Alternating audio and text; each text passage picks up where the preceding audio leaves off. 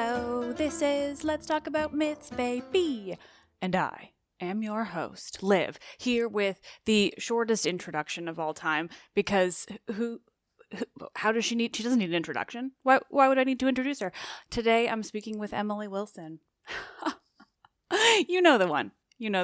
She's my translator of choice, my translator of obsession, perhaps. In any case, today is an episode that Michaela and I recorded with the Emily Wilson, famed translator of the Odyssey and the Iliad, and I don't know, generally all around super cool and interesting person.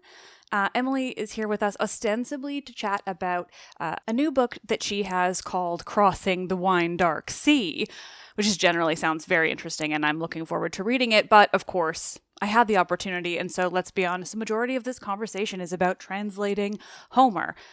A lot of the Iliad, but let's, again, be perfectly frank, it's mostly about the Odyssey, and I have absolutely no regrets. We had so much fun. It's so interesting. I will admit that tragically I didn't notice that there was a setting flicked that I would not normally have had on, and so there are points when, if we're all talking at a similar point, even if it's just laughter, someone gets sort of a little bit muted in those moments. It broke my heart realizing that I did this too late, and it won't happen again. But in the meantime, it is still an incredible episode, and I hope you all love it as much as I loved recording it, because if you can believe it, big surprise, I know. I had a lot of fun with this one.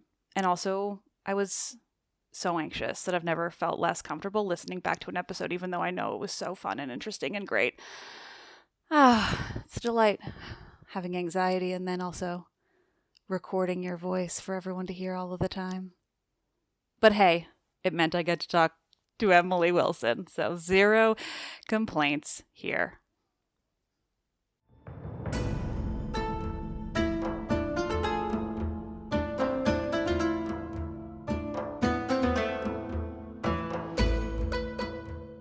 Conversations. Since when was being a complicated person a bad thing? Translating Homer with Emily Wilson.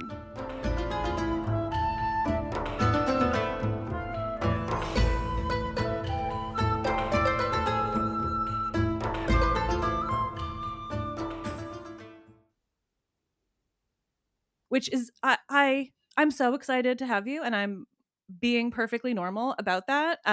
We've been joking, like, you're like one of the authors where I was just kind of like, I think I'm not a fan of like any human anymore these days, like in that way, but I'm fangirling a little bit over here. It's very sweet. Everyone else, I'm very excited to talk to you. Well, and you know, it's I like that the one person I feel that is like a translator. That feels very, you know, appropriate. But I mean, I have been reading your Odyssey since it came out. That was what I used to cover on the show years ago now. And I also have just finished rereading it a few times as I'm working on a children's book of the Odyssey myself. So it's come in very handy to me over the years. Thank you. And I know we're here to speak about so many other things, but I just had to say that. And obviously your Iliad as well, but the Odyssey is my deep obsession. Okay. Yeah. But I'm so curious about this new book, and I'm sure it'll lead us into a thousand other translational questions. But so this is not a translation. This is you kind of writing about, it almost sounds like the translating process amongst so many other things. What can you just tell us a bit, I guess, about this new book? It's a collection of essays that's supposed to sort of introduce the general non-specialist curious reader. Like, you don't have to be, I mean, I'm hoping some classicists might read it, but it's really for the classics curious rather than people who are already immersed in it, to get some kind of insights into ancient literature and the whole complexity of the reception and translation of ancient literature in later periods. So the final couple of chapters are about sort of my take on translation and my approach to translation, but most of the rest of the essays are sort of deep dives into particular ancient authors and their receptions. That's really interesting. So is it like about, because the transmission, did you say that? Is that part of it as well? Like that's something. Reception stuff, a little bit. I mean, it's not, I mean, obviously there's so much to say about the reception of Yeah. empathy. It's a little bit about that. It doesn't cover every possible area of it because Yeah, it's a of course. short book and it's for non-specialists. But yeah, a little bit. I'm super Yeah. interested in all of that, as well in the history of translation, the history of reception, as well as the practice of translation. Yeah. Yeah. No, and I think that's something that, over the years, like I I have learned a lot and sort of gone past that sort of introductory stage of all of these things, but I think that's something where my listeners are always so interested in finding. When we get new listeners, everyone is always so interested in, I guess, sorry, I'm speaking in circles, but I'm so, because we cover mythology, the one thing that I try to harp on all of the time and really explain in however many ways that I can is the ways, in which the sources differ, and the time Mhm. periods, the, all of the centuries in between these sources, and what that means and everything.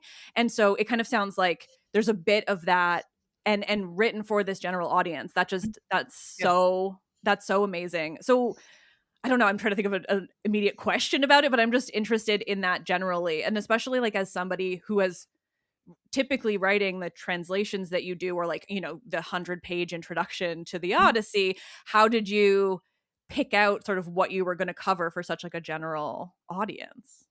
I mean, I wanted to include authors that I think are both fascinating in themselves and also representative in some way or other. I mean, and also cover a range of different ancient, especially poetic genres, but also I do have a piece about oratory as well, and about the power of rhetoric in both in antiquity and in modern media. I have a chapter about ancient Greek comedy, a chapter about ancient Roman comedy. I have chapters about Helen of Troy and the whole receptions of Helen of Troy. I start with a chapter about Sappho and the challenges of translating Sappho. Translating Homer comes up repeatedly in different ways throughout the book because I can't stop writing about translating Homer, because that's, of course, my core obsession. Of Um, course. so, I mean, it's difficult because, of course, I had to be selective with it. Yeah. Some of the pieces were based on essays that I'd already written for different purposes, but then reimagining them as this sort of whole narrative to try to introduce the non-specialist to some element of this field. I mean, I also I teach myth classes as well, which I Yeah. think overlaps with the work of your podcast, and I Yeah. totally co-sign on that challenge of trying to make sure you sort of help explain that myths aren't all the same. Antiquity wasn't all the same. That in fact there are different versions of these myths from different periods, and that different authors, different cultures are using myths for different purposes. Yeah. That's always been, over the years specifically, but more recently that's become like what I want to talk about all of the time. And everyone, because people want that kind of like security or like foundation of like, they want a true myth or an original myth. Yes, And I am very happy to be the one trying to convince them that not only is that not necessary or like possible in this yeah, field, but also that would make them so much less interesting than absolutely. they are, you Yes, know? it's not about getting the canon. It's about the canon was always fluid and responding to its own time, starting with Homer, which was not the start of anything. Yeah, well, exactly, and that's the thing too. Everyone loves to believe that Homer, like began in this little vacuum of, the Iron Age, and like poof, he came Yes, into existence. I yeah, once got into like a little Instagram spat with somebody because there was this nonsense video, this guy, this history bro, talking about how the Dark Ages fell and the Greeks lost language, and then Homer sprung from that. yeah. And it's one of these things, I think, that Yeah. it's so easy People to come not up with their fantasy, understand. right? Yes, it is Yeah. weird. The And fantasy it's of the self-existence. truth is so much more interesting, but often, doesn't get conveyed in a way that gets across to people. So I'm Yeah. excited. That sounds Yes. like your book is trying to do a lot of that I'm too. trying to do some of that. Yes, a little bit. Yeah. Yes. Michaela, also feel free to jump in at any point. I Oh like, yeah, I for sure. just so I you was know you will.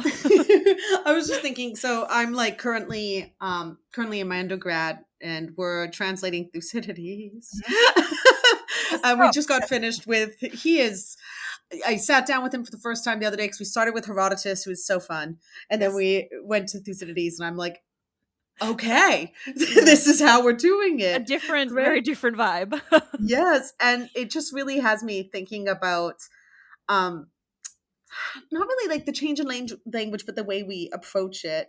Mhm. Because when I'm working through translations, it's like we have to use so many different sources and so many different like dictionaries. And then I'm also like, when were these dictionaries made, and have they been updated? And so how do we, because like they haven't been, as far as I'm aware, like been updated in like 100 years. So it's like the language used then isn't necessarily the language we would use now.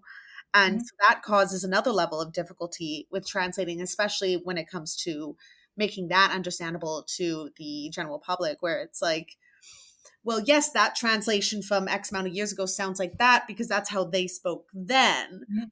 But this is how we speak now. And, we might describe, when harpazo gets pulled up, we might describe that as a rape now. Well, back in the day, maybe like a seizure, So I'm curious if that gets touched on, if sort of like these semantic changes that have happened within our own lifetimes, and the difficulty of our own sources where, we have these dictionaries available, but they are themselves old and out of date almost. I wonder if you talk about that a bit. I'm not sure that I have all that much in this particular collection about that. I mean, I think there's a lot to say about the particularities of dictionaries and their history. I mean, one example that I think about a lot is if you look up the word tribas in LSJ, I think it's which of course literally means rubber, and it's used of women who have sex with women. So it's obviously literally like women who like grinding other women. So, I don't know if that's but I love that. Thank you. I actually look up what the LSJ entry is. It is not at all illuminating if you want to actually understand what does this thing mean, because it's just this is derogatory language and doesn't actually explain what it is. But I thought you were going to go in a different direction, because Thucydides is a really difficult author in Greek. And so I guess to me there's a huge distinction between translation, if what you want to do is convey what is the experience of reading the original, versus translation if what you want to do is show your teacher you worked through the syntax, right? The beginning of the word, right? Those are two different, like, quote unquote, translation has those two different. And like when you're in a French class or a contemporary language class, you don't think what I'm learning to do is quote unquote translate. You think what I'm learning to do is I want to learn to speak Spanish, and that's why I'm in this class, right? So the goal is language fluency. So it seems to me that, like, if we're thinking about translation as something where the goal is to create an equivalent experience, I have never taken on the translation of Thucydides as doing a published translation of it. I think it would be incredibly difficult. And I also think if I were to publish a translation of Thucydides that made it seem as if his prose style is super easy and just like it's total page turner. No, it's absolutely not like that. And it seems to me that a translator has a responsibility to convey some of the stylistic elements and experience of the original, which, if it's Thucydides, it means all of this crazy abstract language and all of these binaries where you have to try and figure out what's being contrasted with what, and why is it all so abstract, yet at the same time so much tied to the brutality of colonialism and empire. And why do we have to be so weird in the Greek in order to convey what in a way is this simple but also difficult set of things about power and the lust for power? So, I mean, it just seems to me that that's so much fundamental to what Thucydides Greek is like, that if you were just to say, okay, I'm just going to translate Thucydides and it's going to be so readable, then I'd be like, that wasn't translating Thucydides. That was making Thucydides into something else. So part of my goal as a translator is to try to make sure I don't want Euripides to sound like Homer. I think they sound very different in the Greek, and they should sound different in the translations. Yeah. Okay. That's I think a wonderful like kind of lead in to some questions. I mean, I don't know if this is in the book, but I'm going to pick your brain about it anyway. The book is being promoted. Yeah. You already mentioned that I have a forthcoming book. Whatever. We can talk about it. No, great. I just want to kind of make that other. But so, I mean, this is something that I know comes up every time you have released your, certainly your Iliad and your Odyssey. And, I think the other translations, I've read a lot of your Seneca or some of your Seneca as well, which was a delight. But when it comes to the Iliad and the Odyssey, there are so many words and entire, passages, all of these things that are so like, that I guess they're this type of work when it comes to Homer so specifically that, is this foundational quote unquote text of the Western, I guess the quote unquote goes on Western civilization, this foundational text of so-called the West. How have you, obviously there's been controversial takes. I love Odysseus being complicated, but I'm going to go with that just because I think that's a good example. But how did you think about those kinds of words, I guess, the ones that have been formed in many different ways, but also, I mean, I think complicated is such a great way of explaining something like polytropos. But obviously there are other people who, prefer like man of many ways or all these things. I like complicated and I think it seems so much more reasonable. But I'm just curious on your thoughts about like those kinds of decisions, I guess, or these certain types of things that people feel so strongly about, I suppose.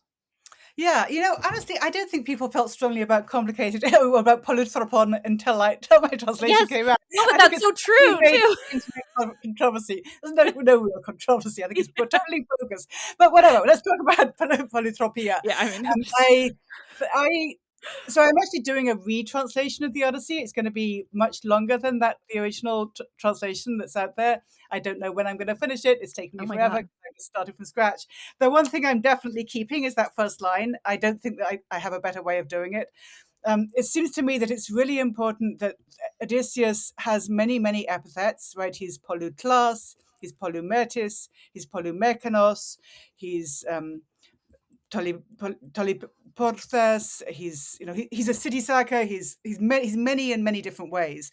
That word polytropos only occurs twice in the whole of Homer. It's a very rare word, a rare epithet. And so it seems to me that if you translate it in a way that's like makes it sound like this is the normal way to introduce this hero, that's actually going to be really misleading. There should be something surprising about the choice of epithet in that first line.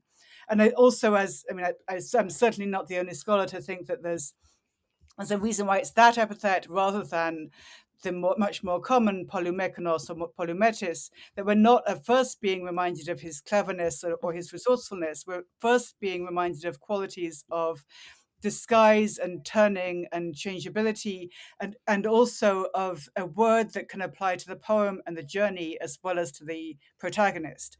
And so all of those layers have to be there. It can't just be, let's just say what we expect Odysseus to be like Pope has something like for wisdom's various arts renowned, which is what you would expect Odysseus to be like. He's renowned for wisdom, but it's within the Enlightenment reinvention of Odysseus as wise as opposed to metis. It's not actually about wisdom; it's about cunning intelligence. Anyway, so I don't want to be misleading about it. I want to have there be a sort of surprise in the word. I also, because I'm using a traditional meter, iambic pentameter, to echo the metricality of the original, and also because in that translation that's out right now, in contrast to the one I'm doing right now, I wanted to make sure it's line for line, the same pacing as the original. That puts a ton of constraints over what are the choices. That also means that even if I were tempted to do one of these extremely verbose, let's take one word of the Greek and translate it with 10 words of English, like the man of many ways or the wisdom's various arts renowned kind of approach, that wastes so many syllables. And I want to keep, wherever possible, a comparable number of words, number of syllables, number of lines to the original, because I think pacing is part of the experience of, especially for an oral performance thing. If it's supposed to be 20 hours and you produce something that's 40 hours, it's a very different thing. So I wanted, if at all possible, to translate that single word by a single word. And in order for it to be an epithet that could be followed by man, which has to be a strong beat, it has to end in a light beat. So complicated, that can scan, whereas resourceful, it's very hard to get it into the line. Also, it doesn't actually mean the same thing as polytropos. So, and then also I felt that complicated has the possibility of, it could refer to the journey, it could refer to the type of poem this is, and it's a way of signaling to the first time reader, you think this is going to be primitive because it's old. No, it's actually kind of complicated. And that's something we should be on the lookout for, is surprising kinds of complexity. Yeah. All of that was in my mind, and I still don't think there's another word in English which checks as many boxes as complicated does. I mean, I've been trying to think through, should I just totally rewrite that whole passage? I think there were things I'm going to rewrite, but that's not one of them. I still think that's actually pretty good way of doing it. And I also like the neutrality of complicated. I think it's been surprising to me to sort of hear some people think she's dissing Odysseus. Yes. She's dissing the guy. And that's not what I'm doing. I'm trying to echo the absolute, I think, really clear neutrality of the word in the original. If anything, I would say that complicated is a little bit not enough of a diss from the way that Plato talks about polytropia in his discussion of the contrast between Achilles as the hapless, straightforward, truthful guy versus Odysseus, who's the polytropos, sneaky liar kind of guy. And of course, from Plato's perspective, the sneaky liar is not a good dude because we want to be ethical and moral and stick to the truth. We want to be simple in the sense of being truthful, like Achilles. If we interpret polytropon that way, then sneaky liar would have been an okay way to translate it. But I actually think in the archaic period, I don't think the connotations are quite so negative about telling lies as that would sound like. So I wanted something where, we don't exactly know how we feel about the particular kinds of complexity, the particular kinds of manipulation and code switching that he's going to do. We don't know what all of that is because it's only the first line and you need to actually keep going with this thing. Anyway, that was a very long answer, but no, the answer led me everywhere I wanted to go, because I think about complicated a lot as that line of his, or that as that first line and describing him, because there are so many people who take that as a negative, and I find that so interesting. And I think it betrays a lot about how we as a culture were led to see like the Homeric epics broadly, that these are the foundational epic heroic stories of our quote unquote culture. And I think that, obviously is like a complete betrayal of what is actually going on in the Homeric text. But I think it's oozing through in that idea, because complicated is not inherently negative in any way. No, and I mean, I'm complicated. I'm sure you're complicated. Isn't everyone? That's kind of a human condition thing. Yeah. I mean, also, if it had said this is a story about a really uncomplicated, kind of boring person, who wants listening to that? I don't want the story about a basic man. It's about some guy. And totally boring. But also, I'm just continuing with this theme of like what are the negative takes within antiquity? There were much more negative takes than there was in the Odyssey, even though of course Odysseus in the Odyssey does some stuff we might think of as a bit shady. But I mean, the Crudalis Ulysses of Virgil's Aeneid, he's explicitly described as cruel, baby killing kind of guy. And definitely it's not a good thing. He's a lying cheat, as Greeks tend to be within Virgil's poetics.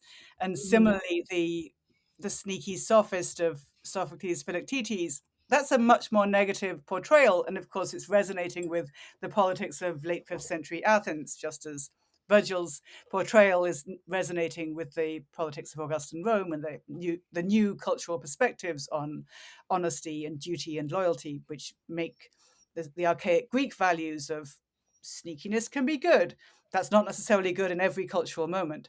But you're absolutely right that the 21st century discourse from people who don't know anything really has this idea that all of antiquity is the same and all of antiquity is about like the worst kind of superhero movie. And it's just like, why would you think that? It's absolutely false. It's so stupid. I mean, the Iliad is the one that really, I mean, I know the Odyssey so much better, so most of my questions will still be about that. But the Iliad, when that came out and just people were I can't handle men, because it's not really people so much. It's like 99% men who have these weird issues with things that I feel like objectively I don't understand why there's a problem, like this idea that in your translation suddenly the Iliad was woke, and suddenly it was anti-war, and it's like, no, Homer's Iliad is distinctly anti-war, and anyone who I'm not sure if it's anti-war. I think it's maybe not, but war as the source of tears and grief. It's I more mean like war is not good guys versus bad guys. There could be a world without it, but it's absolutely presenting you with the agony and grief caused by war. And glory is just one thread in it, and there's a huge price to pay, and it ends with the laments of women who are left to be enslaved because their the guys have slaughtered each other. It's actually not Yeah. necessarily a good thing. No, and I shouldn't have said anti-war. I more mean just it's not pro-war, because I think Not that pro-war, that's no. the mentality that Exactly. that a lot Yes. of these guys have, is that like Mhm. because it's about war, it has to be pro. And I think that's interesting in dark and weird ways, but it really is just about the horrors and the brutality and about the rage. I mean, it's about Michaela the knows all glory about as that. well. You know, I think Yeah. I mean, it's complicated, right? It's not that there's a single perspective. And I think one of the reasons I love Homer so much is just that multiplicity of perspectives which runs all the way through the poems. And Yeah. that the way that the battlefield is always a place of both people killing and people being killed. And that line recurs, and we get the experiences of both. And we get some evocation of how exciting it can be to kill people, which I think is Yeah. actually horrifying. And the poems go there as Yeah. well. The Odyssey goes there in book 22, the Iliad goes there repeatedly, as well as constantly showing you just how much grief is caused by this. Well, and I think that's what makes the Homeric epic so specifically like so, I mean, interesting to me, interesting to everyone, but in this way that like, where did my brain, it just like fluttered off somewhere else. ADHD is incredibly fun. But this this idea that like I think people have this idea that the epics are what we think of as like a story now, or one that has like a happy ending, or was meant to convey the actions of a good person. One of the things obviously that comes up with Odysseus all the time, and it comes right back to this complicated idea, is that so many people want to read him as a good guy who like had some stuff happen along the way, but was like ultimately just an overall benevolent person. And I think it's so much less interesting to see those things. And it's the same way that seeing the Iliad as being like super pro-war is so uninteresting, right? Because Odysseus is so much more fascinating because he is not overall a good guy, because he's a guy who is doing all of these things and making a lot of terrible decisions along the way, and everyone ends up dead. But that doesn't make his story less valuable or fun or entertaining. But for some reason these days, I think people want it has to have like a moral, I guess, value at the end or something. And I find it just so much more interesting. I don't know where this is leading as a question, but I'm sure it's something that sort of occurred to you as well.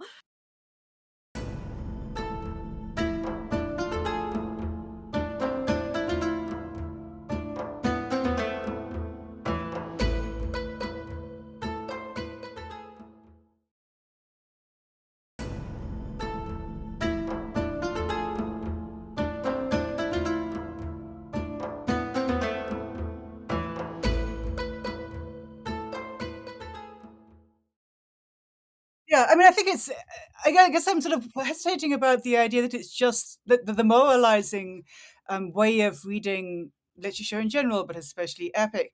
It's extremely limiting, but it's not actually just the 21st century that people have been led to that moralizing, simplistic approach. I mean, I'm thinking about the fact that the first person to publish translations of the Iliad and the Odyssey into English, George Chapman, who did these, I think, really fantastic verse translations. They're very much informed by his earlier writing career as a dramatist of bloody revenge drama, and but he's converting the revenge of Achilles is like Jacobean revenge play. Achilles is like the Earl of Essex. He's outcast from the court, and he's going to come back to the court. And this whole way that he's, infusing the politics of his own time, but he's also infusing into Homer some of the morals of his own time. And he wants the Odyssey to be a sort of Christianized Pilgrim's Progress narrative, where this soul on his journey through many temptations will finally arrive at a spiritual home, which is picking up on some ancient allegorical readings of the Odyssey, which wanted to do similar things of this has got to be a story about the soul's journey towards the good. And then similarly, the sort of Enlightenment reading of this is about the person's journey towards some kind of higher wisdom. I don't think any of those are any good as readings of what the poem might have meant, in the 6th century BCE. I certainly don't think that's what, anyone listening to it closer in time to its composition would have thought it was about. Absolutely not. But people want to read and see what they want to read and see, and I think it's actually really interesting how what seems to me like really serious misreadings are so popular. Yeah. Well, and I think it's an interesting way of looking at how reception and translation like change over the centuries and millennia, right? Like, that's what I love about the plays so much, and I try to talk about this as often as I can these days, is, just the ways that even the plays themselves, the tragedies, are reception of something earlier. Whether we have it or not is a different question, but I think I mean, from that all the way up until now, it's so interesting to look at the ways that individual people or groups saw these things and how they read them, because it is so indicative of like the culture, of the time. And just like I guess it leads directly into the question of bias, and just how I every human interacting with history or literature in any way has a bias. And obviously that's something that would come up a lot in translation. I think some people have this idea that like there is an unbiased translation that can exist, and I'm just curious on your thoughts on that generally.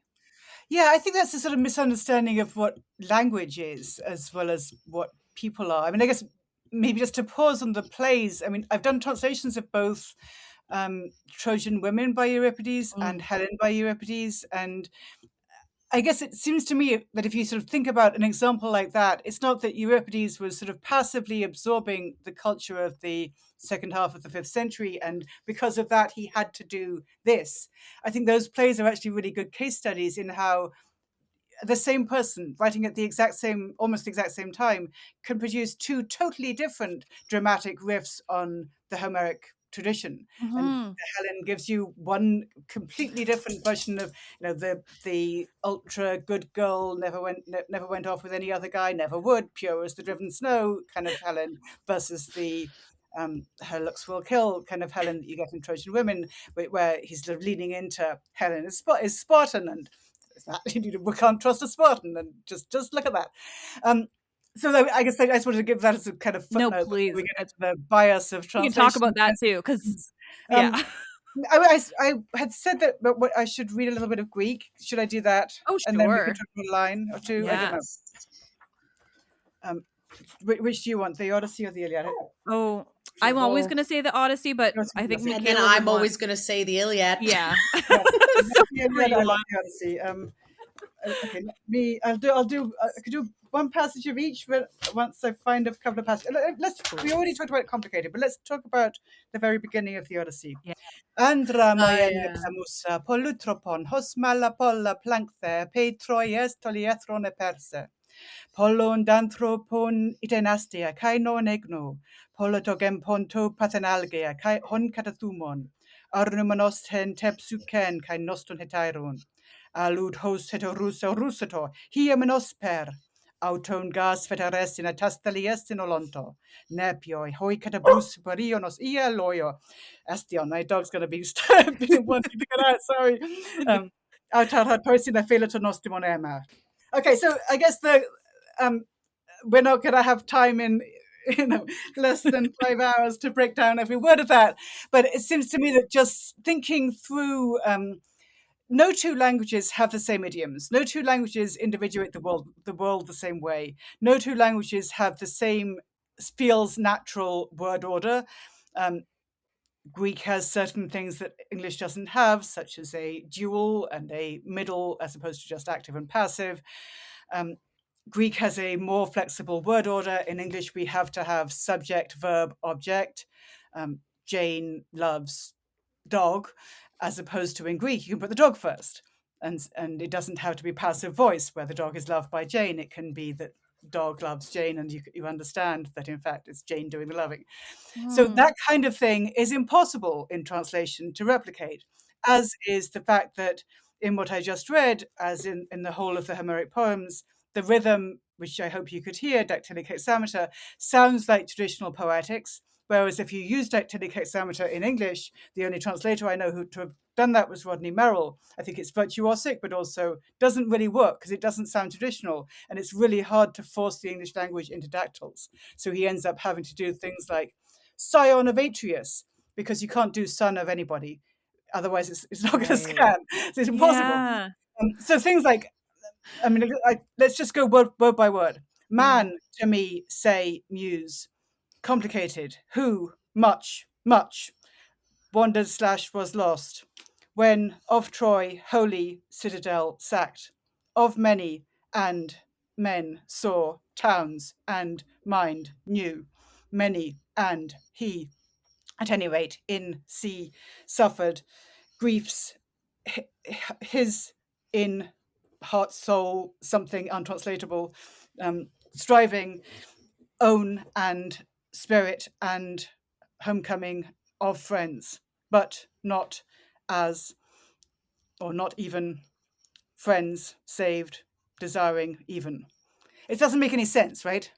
Yeah. I guess Yeah. it's the kind of thing where the original makes some sense and doesn't sound super weird. So if These you are just words.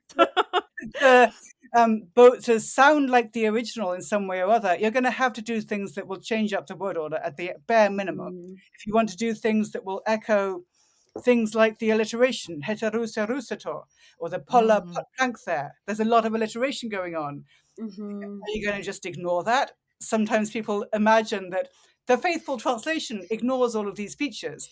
I don't think that's faithful at all to certain things, but of course you have to make decisions about what can I translate. I can't translate everything. No, sorry, go ahead. reminds me. Yeah, sorry, that reminds me of in the first book of the Iliad. When sorry, it's very late at night for me right now. I'm in Berlin. Yeah, sorry, Michaela's in Berlin.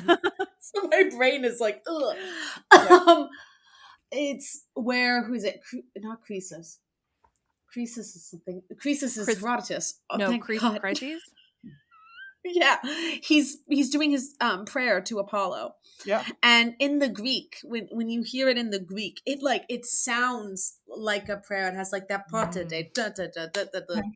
it's like it's that thing where it's like I when I had first read it many years ago, I was like, oh, this has much more of an emotional impact to me now because this isn't just the prayer. Yeah, I can hear it in the Greek language more than I can hear it in the English language, in the translation that I'm reading.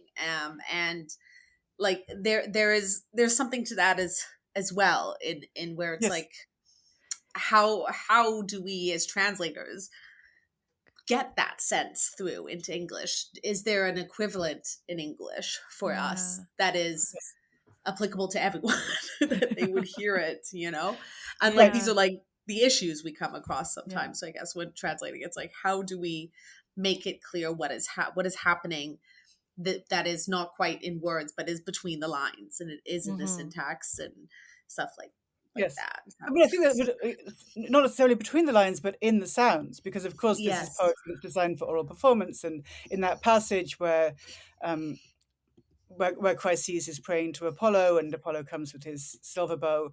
So much of it is about sound, right? There's the sound of the priest's prayer, and then as he goes along the beach, there's a famous line where he goes "par dina poluflos boiothalasas," like the much resounding sea. And I used loud, resounding rumble of the sea because I want there to be a sense of the sounds. The sounds really sound. I mean, there's an onomatopoeic element of poluflos boiothalasas, and that it has an oral element to it where you can sort of hear that maybe the environment is making a sound that's echoing alongside this human being's prayer, even before the god's bow, which has a different kind of terrifying sound, is going to ring out and clang there and cause the plague and the piles of burning corpses of dogs and human beings.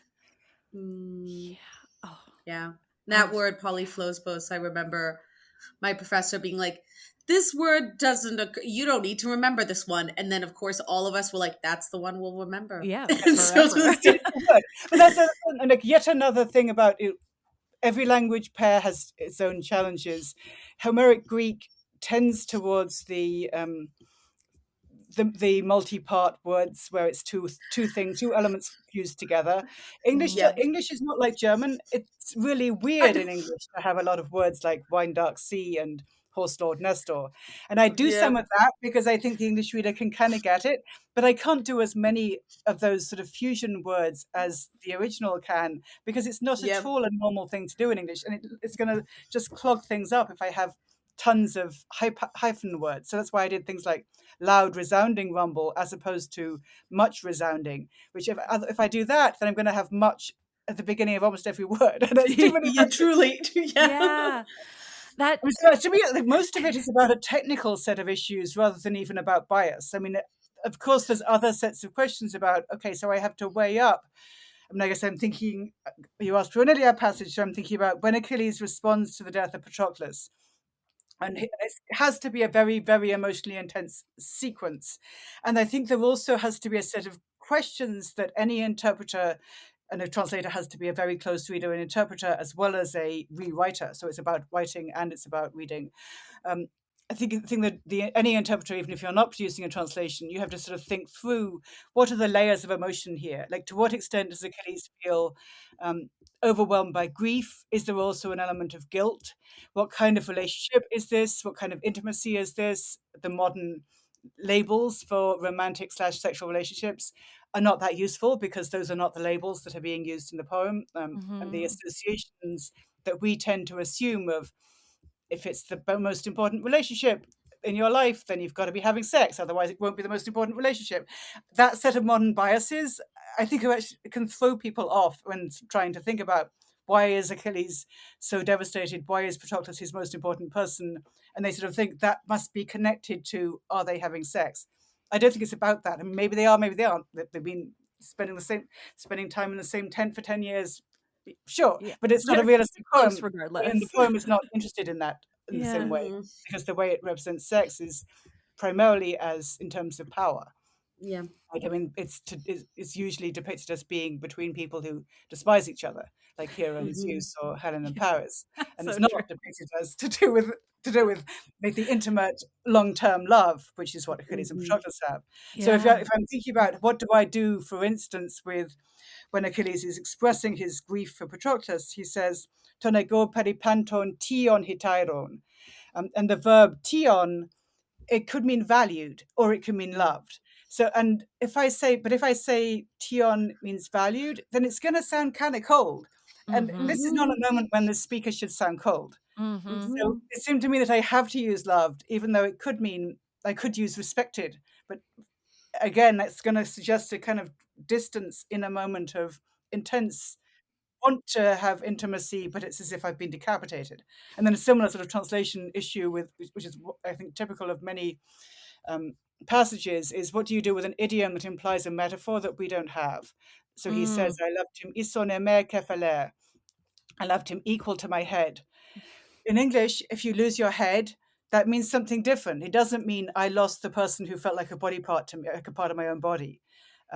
But then, a lot of translations that I've looked at translate that by saying, I loved him a whole lot, or I valued him a whole lot. But that loses the fact that he feels sort of sliced apart. And in a poem where there have actually been decapitations, Agamemnon really loves cutting people's heads off for obvious reasons. It's his kind of his thing. But the fact that Achilles feels as if he's been decapitated, I think that's a really important metaphor. But then I don't think I felt I went through many drafts of this and every other passage that I would want that metaphor, and I also want that emotional intensity. And maybe I have to spell it out. Maybe I have to say, I loved him like my life, and I loved him like my head. And I have to have both those elements, because the Greek is conveying both and can do it with a single phrase, which I can't necessarily do in English.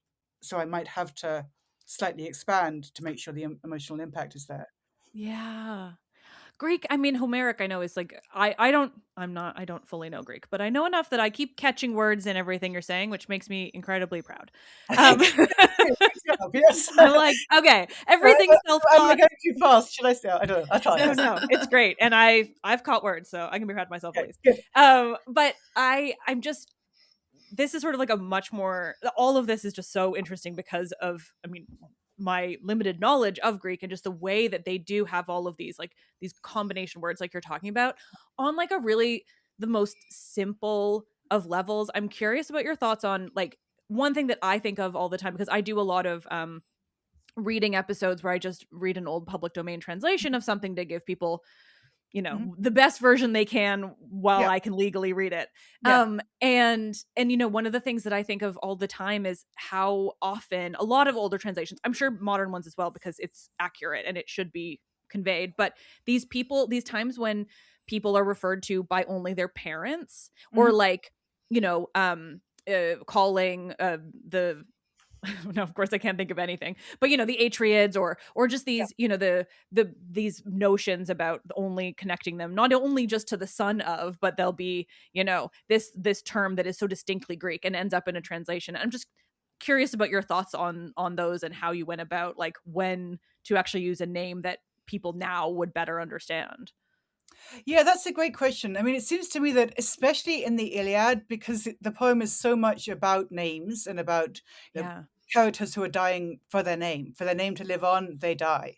They accept violent death for that reason, and also about the both connections between homosocial links between men, which happen across generations through these patronymics, and between men fighting alongside each other through their, you know, comrade of so and so and all of that. So Mhm. I felt if I sort of try and strip down the names, that's going to make it an easier read, but I'm also taking out something totally essential. Yeah. But I also need to have some kind of balance, because if the reader isn't going to understand Atreides, is that in June? You know, it's going to be kind of Yeah. confusing, right? Yes. No, well, that one really, that gets people all the time. Right.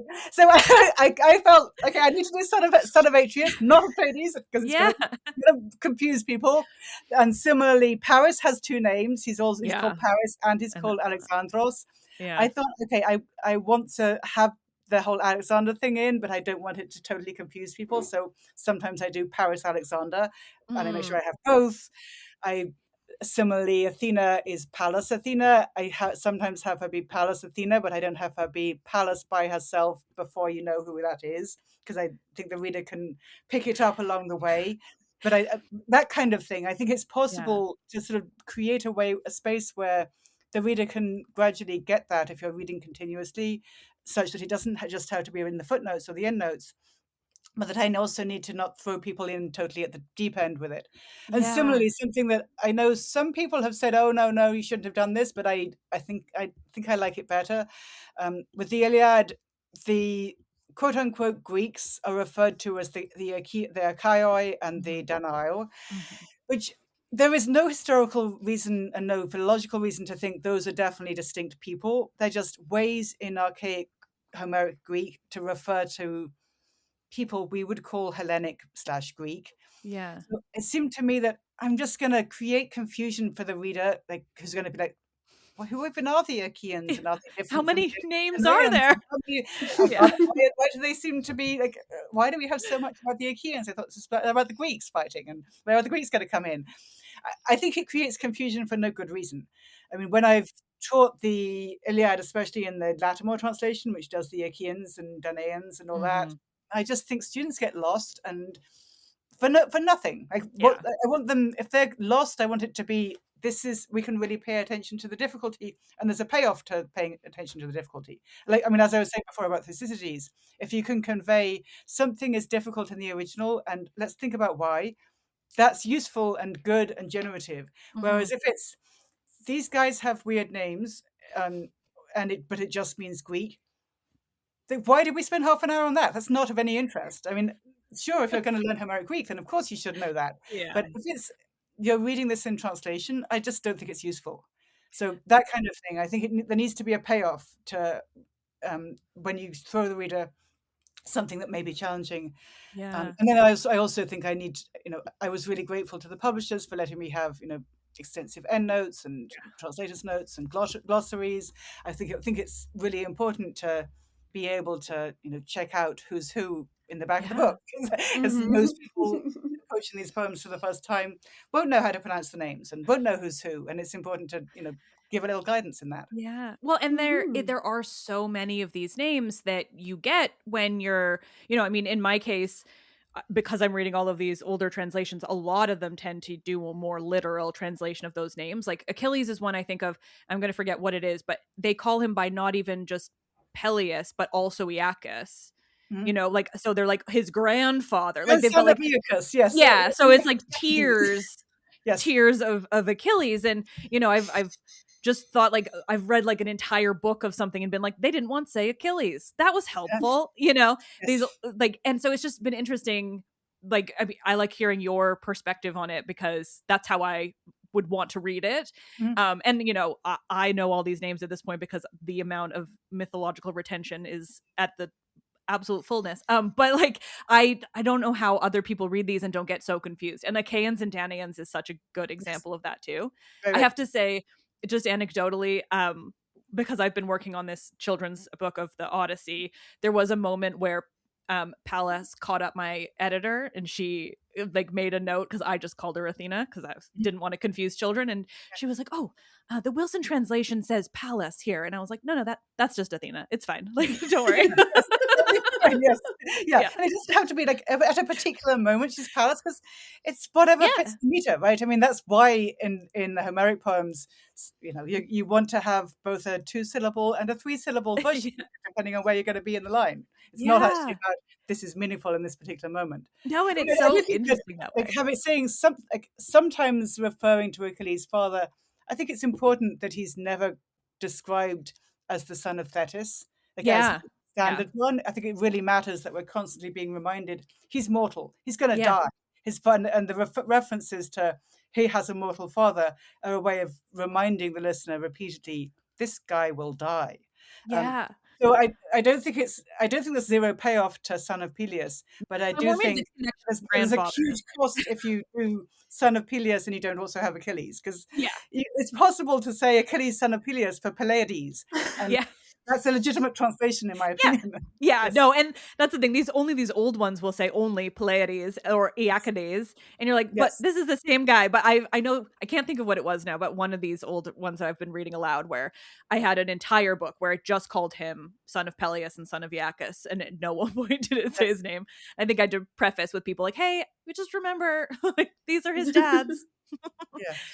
But Yeah. it's such, I mean, the thing is, I think it's such an interesting concept overall, because simultaneously it can be confusing in English, but also these are the things that make reading a Greek epic so beautiful and so distinctly like ancient Greek. Mhm.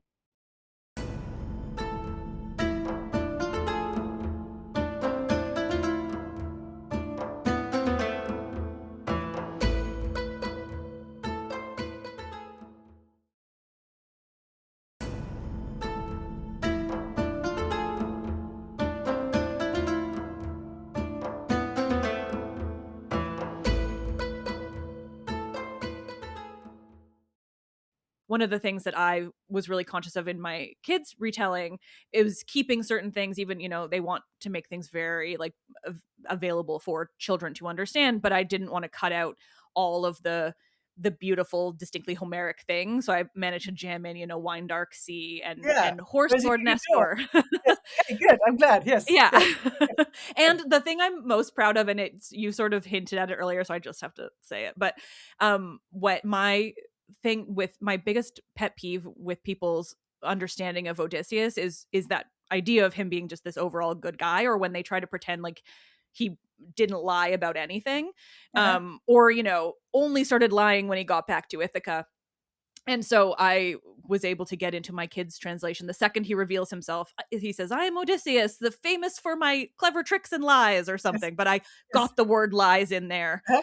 Right. And I was like, these kids are going to know he's a liar, because You don't know, he's a liar. Yes. Which, yeah, and maybe that's not necessarily. I mean, kids lie all the time. Is that a yeah, bad thing? it's It's a not always survival bad. tactic for a child to lie if they're in trouble, and I think Odysseus is a, you know, not necessarily a good example, but he's an example of how He's people a behave. real example. And I think that's the most important part, is like conveying the reality of these characters, right? Because Yeah. like it's more interesting that he's a liar, and it makes you question what he did or did not actually do or experience, Mhm. you know? Yeah. And that's But more interesting. It doesn't yes. discount or devalue him as a character. It's just like more. Yeah. So Yeah, and that's sort of like a modern value. It's anachronistic, where we're taking that Or liars are bad, all liars are yeah, bad, Yes. and throwing last it back 1,000 there. And years at least. especially, yeah, exactly. Where and where it's like, well, that's obviously not something that is inherently true in, you know, the 7th century. There's something there that it's like it's okay to lie in certain scenarios, perhaps. Yeah. Like Absolutely, there, yes. So yeah. in Hesiod, when Hesiod tells the narrative, Hesiod, of course, is contemporary with Homer, tells the narrative of his encounter with the Muses at the foot of Mount Helicon, which is where you go if you want to meet some Muses, and they tell him, you know, you idiot redneck shepherds, you don't know anything, we know everything, and we know how to say many lies, and if we want to, we know how to say things that are like the truth. You know, and the idea that the goddesses are coming and boasting and saying we can tell pseudeia, which one could debate, is a pseudeis a lie or is it a falsehood, which you might decide to say something that's false.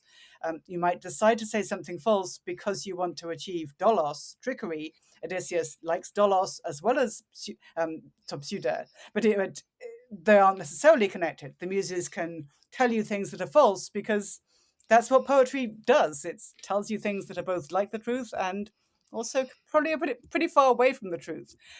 So I think the ways that Odysseus is, you know, poet-like in his ability to manipulate truth and tell stories, which are super entertaining and achieve a lot of things both for himself and, you know, for anyone associated with him, except if you're associated with him in the sense of, you know, being unlucky Trying to enough trust somebody. who's growing his throat, because you're not going to have a nostos whatsoever. Yes. I really love those lies at the end where he's just telling all these new stories about being from Crete. Do you Yes. actually do you have any thoughts on like why he's so obsessed with Crete? That's just I mean, all Cretans are random. liars, right? Is that all it is? Is that the Crete? Cretan liar thing is important. I mean, there's a lot of scholarship written about Odysseus's lies and false autobiographies.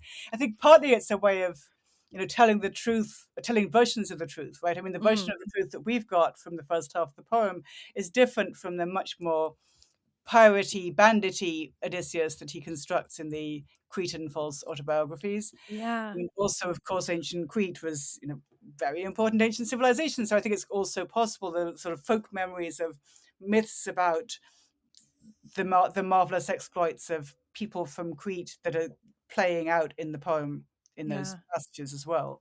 That makes sense. There's probably much more to say about those things, but I also think it's fascinating that he continues with the falsehoods even in book 24 with Laertes. Yeah. Right?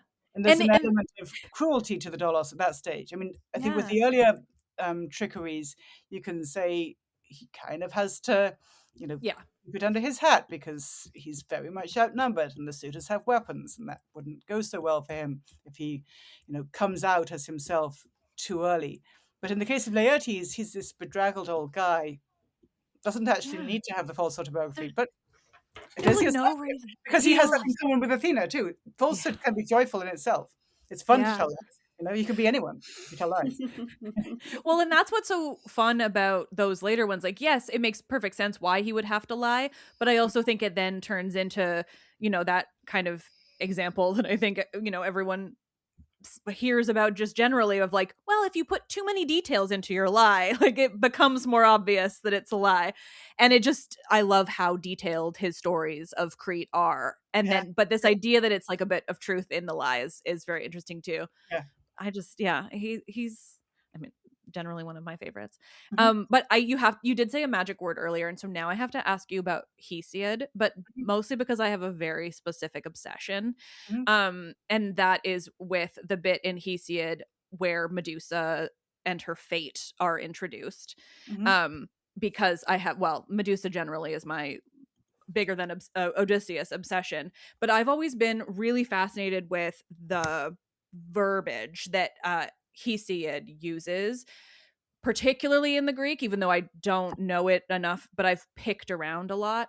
And there's a line when, you know, every translator loves to say that Poseidon lay with Medusa. And I think the verb it's like paralexo, something like that. That's a terrible Okay, I have to look it pronunciation. up because I don't know that. No, and it's like off. Yeah, it's just me rambling. But I know it's I'm like, look that up right now. Is that okay if I just? yeah, please.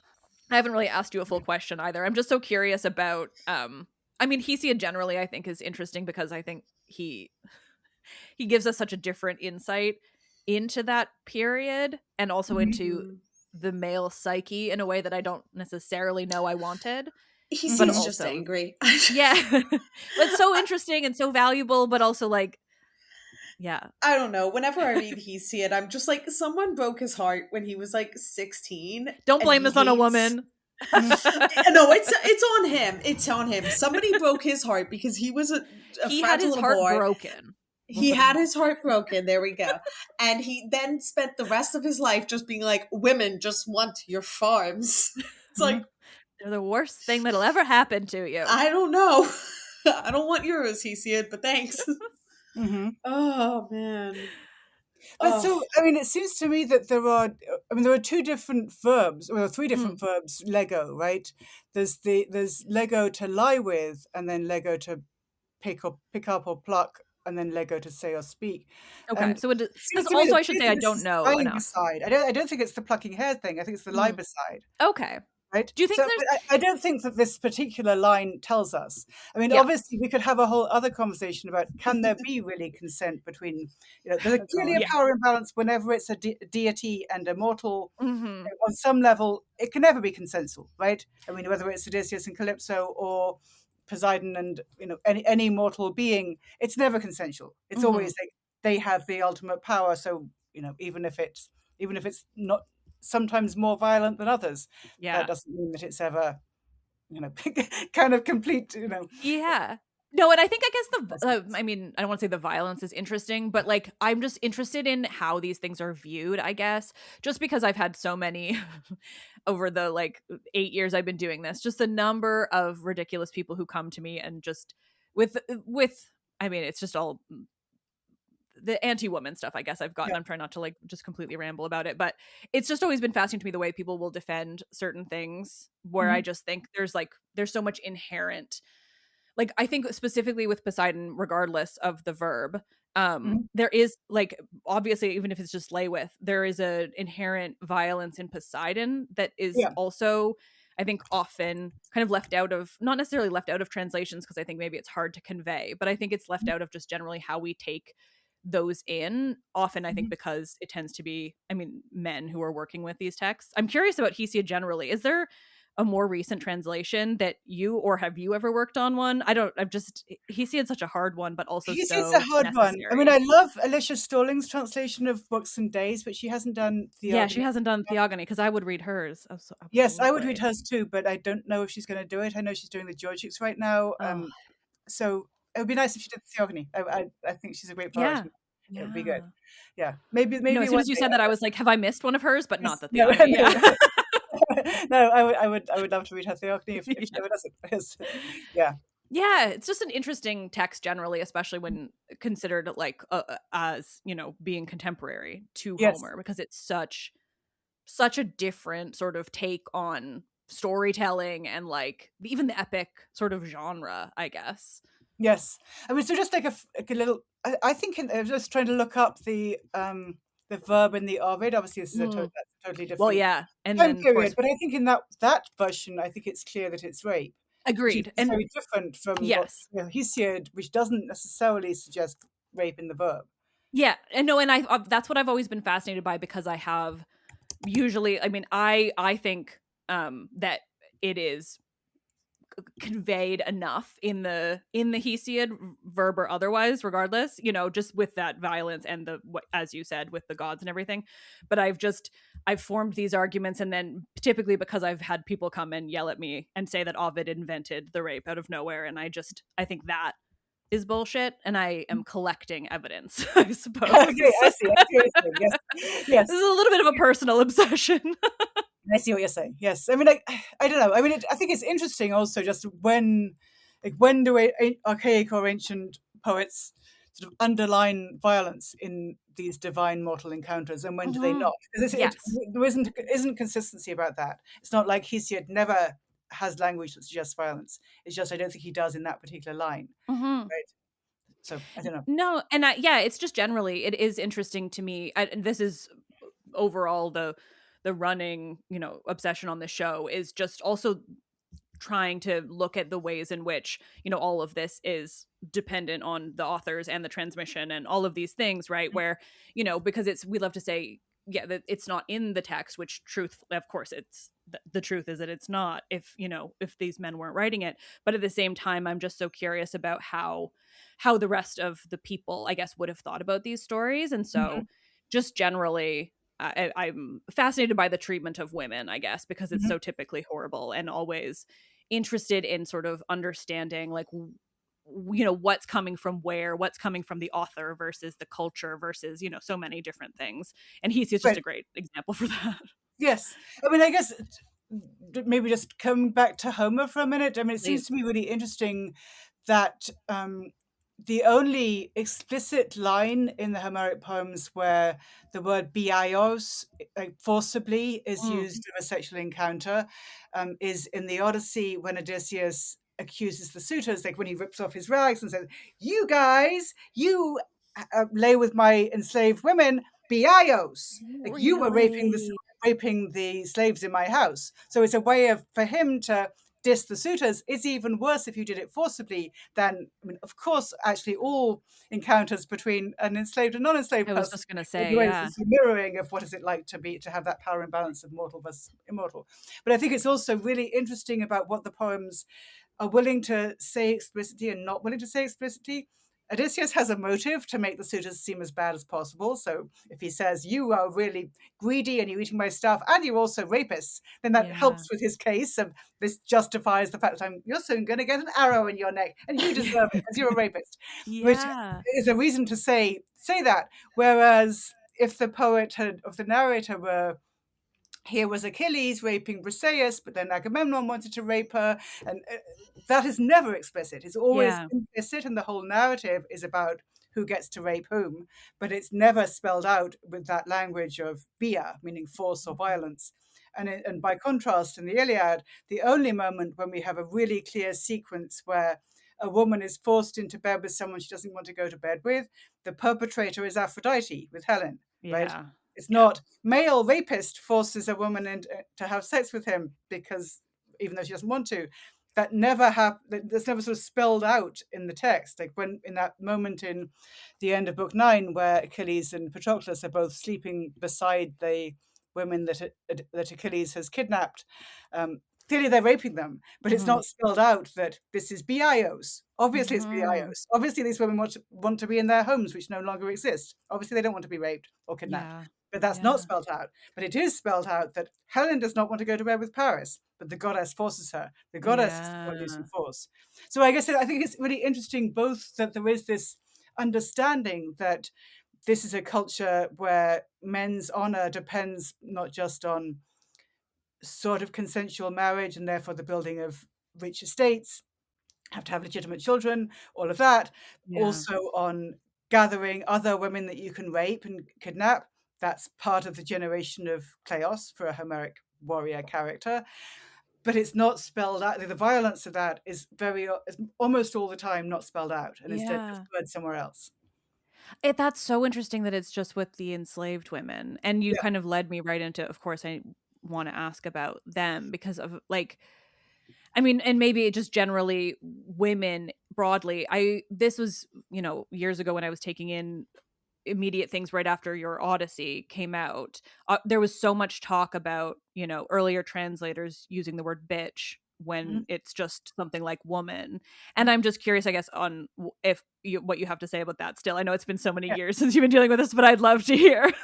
Yeah, sure. I mean, I guess both I think there were sort of two obvious places to go. One is the language that Helen uses of herself, that she repeatedly describes herself as kunopes, which literally means dog face. Yeah. And it's cognate with the various epithets that goddesses have, like Glaukopis Athena, like bright-eyed or flashing-eyed Athena, Boops Hera, she's ox-eyed or cow-eyed, Helen is dog-eyed. So as a daughter of Zeus, in a way, she's comparable to these other divine figures, but maybe it's a bad kind of face, maybe it's not. But if you translate it in a way that's very unliteral and say, okay, it says dog face, but I'm going to write whore, it seems to me that's actually not very accurate. And a lot of translators go that route and have Helen say, I am such a slut, I really hate myself, and I've got a lot of internalized misogyny, and use derogatory language, rather than just here's this interesting metaphor, and actually maybe we as the listener or reader should be allowed to try and figure out what are the connotations of dog, and what does it mean to be. I'm going to let my dog out again. Animal who shares a house. I mean, I think it also matters that Pandora, so going back to Hesiod, Pandora is described as being imbued with all of these great accessories. She looks fantastic, but in her mind, she has a doggish mind, which is very often translated as slutty mind of a bitch, or yes, mind of a bitch, or mind of a slut, whatever. But it's dog. So I think it's about the discomfort of the animal that's closest to you, which is either your dog or your wife. Maybe they both want to share your table and cuddle up with you and help you with your work. But what if your wife/dog is less loyal to you than you hope she is? I don't know if you read. There was a. And I can't remember the name of it. There was a philosopher who wrote a book about 5 years ago about the patriarchy, which maybe would be up your alley. And she has this whole analogy of the ways that certain tropes of patriarchy are like saying to a dog, down dog, get down. And there's a sort of element of desire to train the beings who might not be fully trainable, which is dogs and women. Anyway, so that's one set of things. I felt that the metaphor of dog actually should be present, and we shouldn't translate that as slut, because being a sex worker is not quite the same as being a dog. Those are two very different social roles. And I think we should be sex positive about anyone who wants to, work in whatever way they're going to work. But, no, that is so interesting, and it just betrays, I think, the way. I mean, it just says so much about for lack of a better word, the patriarchal structure that anyone would think to translate dog faced into slut. Like I can common. see. It's really weird to me that it's really very common. Like I can see bitch. I don't like it, but I can see where they're coming from. Which makes sense because it's got the metaphor. I think it's not a good choice because the connotations in contemporary English are totally different from whatever you think the connotation. I mean, but you can see how they get there. This word is used for goddesses as well as for hera, which I don't think is. And the connotations of bitch aren't very goddessy. But then the second set of things you were asking about is the scene at the end of Odyssey Book 22 when Telemachus is given the long swords by Odysseus, and he gets the instructions: you need to hack the life out of those enslaved people with these phallic swords, and that's going to be your final journey to manhood. You can do that. You can do it. Telemachus takes a little bit of initiative for the more or less the first time, and decides instead to use the piece of sailor's rope, which has to be sort of super thick to hold up 12 adult women by their necks. And in that, he says that he doesn't want to give a clean death to those who lay beside the suitors. And there's a real ambiguity in how he sets it up of, did they lie beside the suitors willingly? Odysseus has said earlier in the same book, they definitely didn't. They were definitely... they lay beside them biaios. Telemachus leaves it open about that. What he suggests is there's a source of shame for me and my dad in their memories. So as long as they're alive, remembering these earlier claimants to our property, then that's shameful for us. So they're going to die. But in saying that, it's clearly a horrible thing to say and a horrible thing to do. But he's not actually saying, these women, I will sexually shame them with a gendered epithet, like, I'm going to hang these sluts. But a lot of translations sort of add in the language of, I'm going to hang these sluts because they're so slutty. Which the Greek doesn't actually say that. He doesn't have that kind of term of abuse. So I think it's also interesting that the translators would think the only way to motivate this scene is to have him suggest it's the victim's fault. Which isn't actually what the Greek is doing. It's suggesting he's worried about his own future honor. He's not saying actually that they had much choice about it. Whether they had a choice or not is irrelevant. The relevant thing is, can my house have its full chaos while these people are still alive? And the answer is no. So they have to die. It's not about they did something wrong. It's, I just need something, which means they need to be eliminated. That's interesting because I've been spending a lot of time with Telemachus lately because I'm writing a thesis on what I'm calling fatherless behavior in antiquity, and Telemachus is my guy for that. And that is his whole concern throughout the Telemachy and the times we see him is, how will he, how will he bring honor to his family, I guess, Yes. bringing honor to And the the mall, fear to of his shame. family. Yes. Yeah, Yeah. the fear of shame and making a name for himself. And it's like, it's both Athena and Athena Mentes and Nestor. They say they use the same thing. In Greek, they say the exact same thing, and I can't remember what it is right now.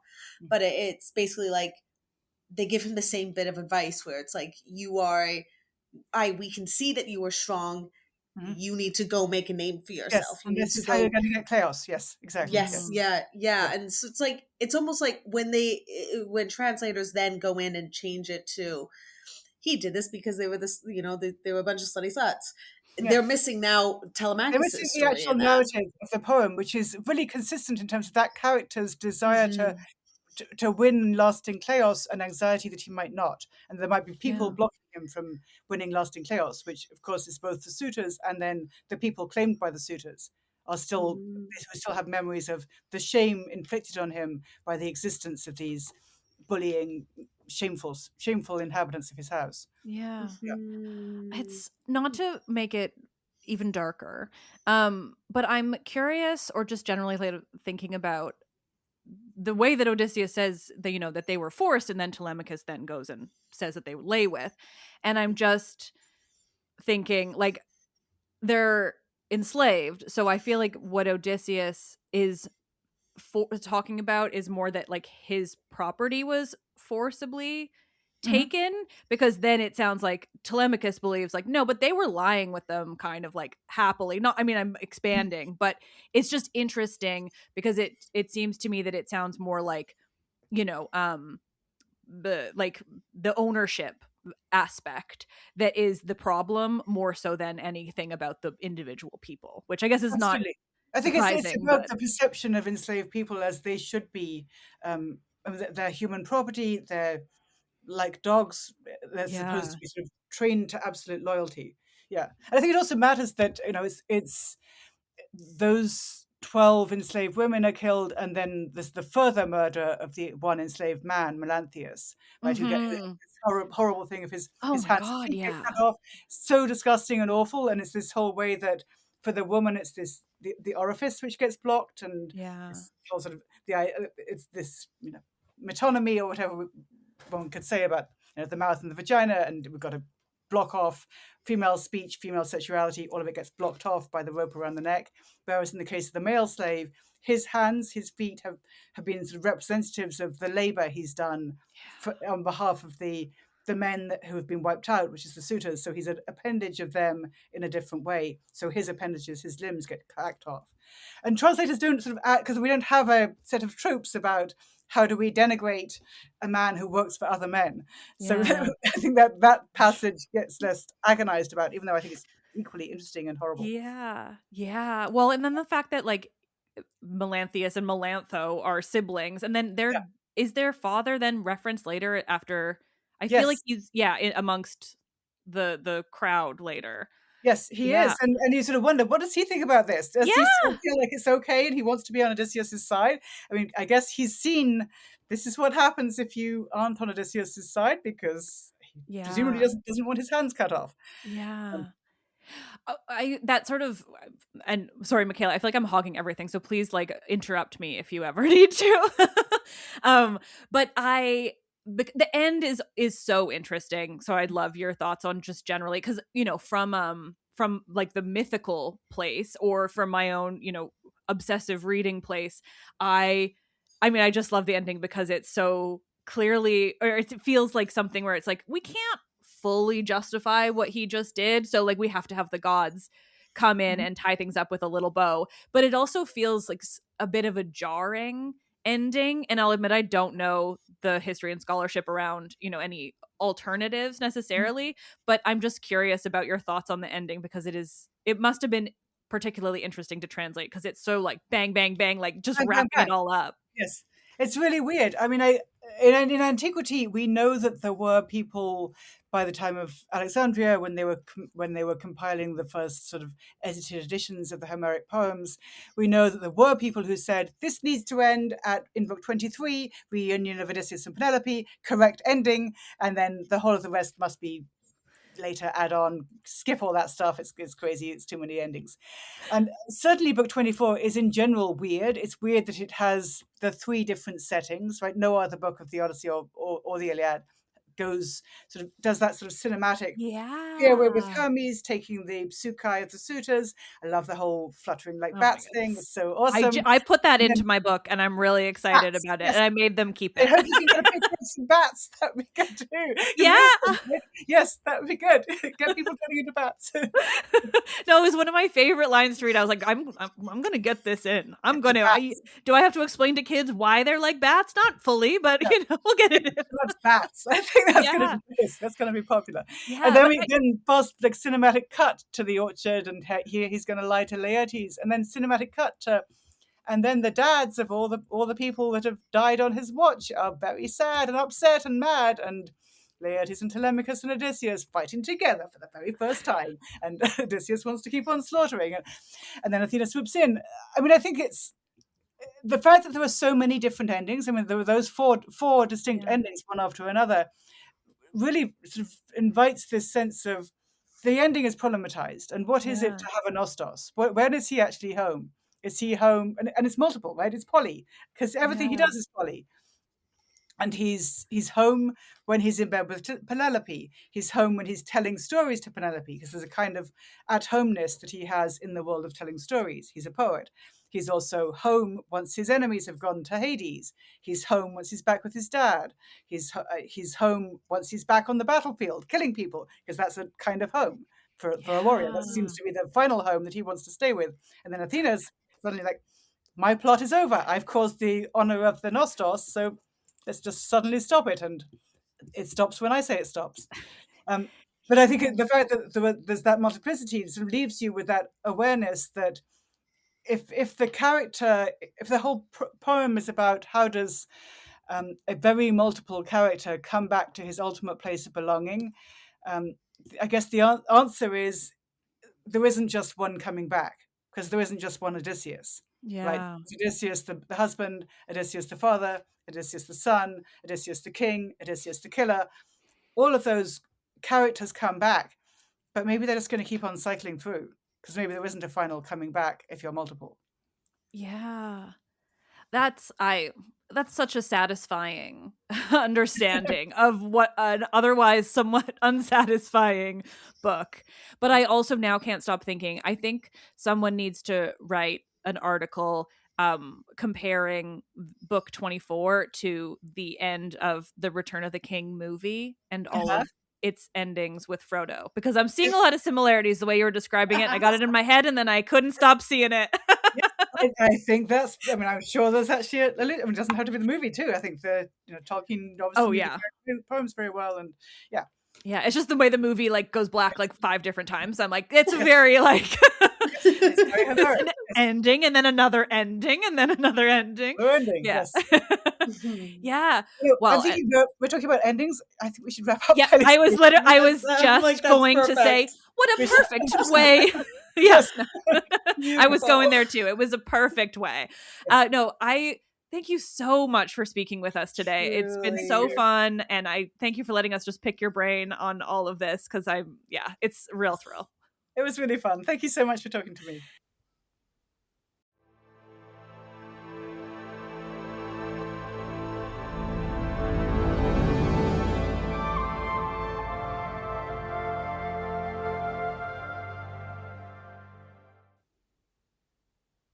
Nerds, thank you all so much for listening.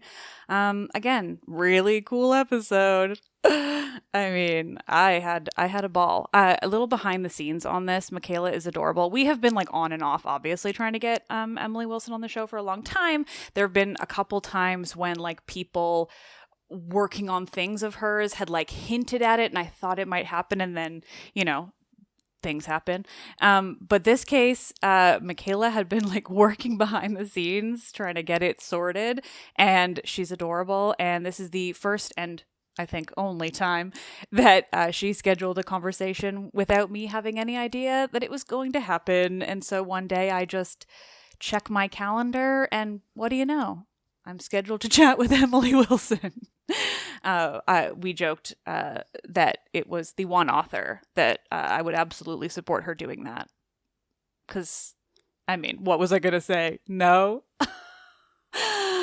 Anyway, remember, you can pre-order my Odyssey, my children's Odyssey that is, of course, heavily inspired / based upon the translation by Emily Wilson. And you can get that wherever you get your books, because I think we all need more Odyssey. And check out Crossing the Wine Dark Sea, Emily Wilson's new and beautifully titled book.